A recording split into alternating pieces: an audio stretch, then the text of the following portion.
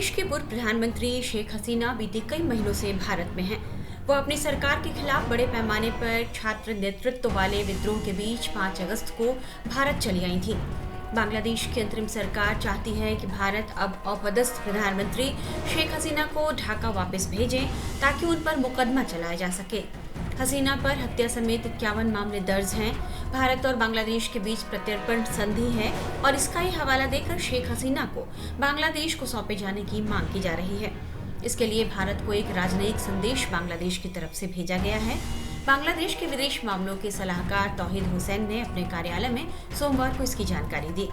उन्होंने बताया कि हमने भारत सरकार को एक नोट वर्बल भेजा है जिसमें कहा गया है कि बांग्लादेश न्यायिक प्रक्रिया के लिए शेख हसीना को वापस चाहता है।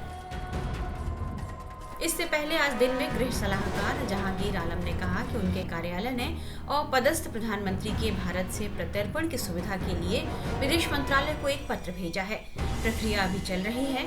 उन्होंने कहा कि ढाका और नई दिल्ली के बीच प्रत्यर्पण संधि पहले से मौजूद है और संधि के तहत हसीना को बांग्लादेश वापस लाया जा सकता है। अगस्त में बड़े पैमाने पर सरकार विरोधी प्रदर्शनों के कारण प्रधानमंत्री पद से इस्तीफा देने के बाद शेख हसीना ने भारत में शरण ली। नौकरियों में विवादास्पद कोटा प्रणाली को लेकर उनकी सरकार के खिलाफ हिंसक विरोध प्रदर्शन हुए थे, जिसके बाद शेख हसीना को इस्तीफा देना पड़ा। हसीना सरकार को हटाने के लिए ढाका में बड़े पैमाने पर विरोध प्रदर्शन हुआ था, जिसमें कई लोग घायल हो गए। बांग्लादेश की अंतरिम सरकार के मुताबिक विरोध प्रदर्शनों के दौरान कम से कम 753 लोग मारे गए और हजारों घायल हुए हैं। विरोध कर रहे एक छात्र जब प्रधानमंत्री आवास में घुसने पर आमदा हो गए थे, तब शेख हसीना अपनी बहन के साथ भागकर भारत चली आई। तब से वे भारत में ही हैं। इस बीच बांग्लादेश में मोहम्मद यूनुस की अंतरिम सरकार बनी और अल्पसंख्यकों खासकर हिंदुओं पर अत्याचार की खबरों की बाढ़ सी आ गई। हिंदुओं पर हो रहे इन हमलों के मद्देनजर ही शेख हसीना ने बंगाली में अपने एक बयान में कहा था कि राष्ट्र विरोधी समूहों ने असंवैधानिक रूप से सत्ता पर कब्जा कर लिया है।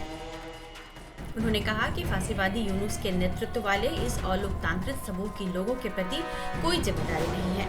वे सत्ता पर कब्जा कर रहे हैं और सभी जन कल्याण कार्यों में बाधा डाल रहे हैं। हसीना ने यह भी कहा कि चूंकि यह सरकार लोकतांत्रिक तरीके से नहीं चुनी गई है, इसलिए लोगों के प्रति उनकी कोई जवाबदेही नहीं है। उनका मुख्य उद्देश्य मुक्ति संग्राम और मुक्ति समर्थक ताकतों की भावना को दबाना और उसकी आवाज को कुचलना है।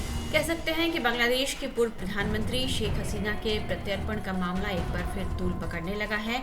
आपको बता दें कि भारत और बांग्लादेश के बीच साल 2013 से प्रत्यर्पण संधि है। इस संधि के मुताबिक दोनों देशों को एक दूसरे के अपराधी सौंपने पड़ते हैं।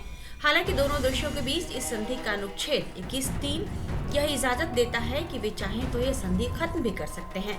देखना होगा कि शेख हसीना के प्रत्यर्पण के मामले में भारत संधि को लेकर क्या कदम उठाता है।